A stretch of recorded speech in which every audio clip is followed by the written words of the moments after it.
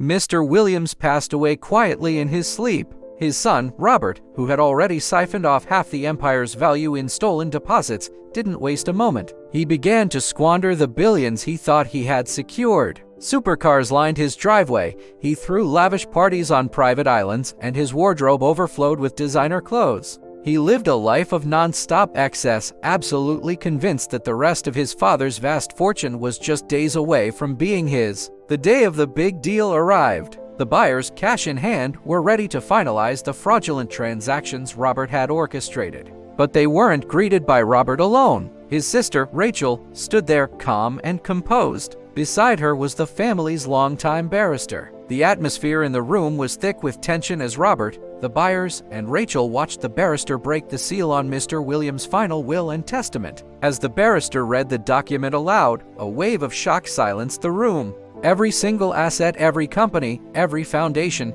every piece of property, and every bank account was bequeathed exclusively to one person, Rachel Williams. The name Robert had banked his entire future on was nowhere to be found. In its place, his sister's name stood alone, written in their father's own hand as his final dying command. The reality hit Robert like a physical blow. He collapsed to his knees, his face streaming with tears. He started sobbing, begging Rachel for mercy, for a small share, for anything at all. But Rachel just looked at him, her expression unreadable, her silence more damning than any words. Meanwhile, the buyers, realizing they were about to be victims of a massive fraud scheme, erupted in anger. Phones came out, and furious calls were made to the police. But the nightmare wasn't over for Robert. Just as the police were being called, the barrister presented a second sealed envelope. Inside were adoption papers, long hidden away. They proved, beyond any doubt, that Robert was never biologically Mr. Williams' son.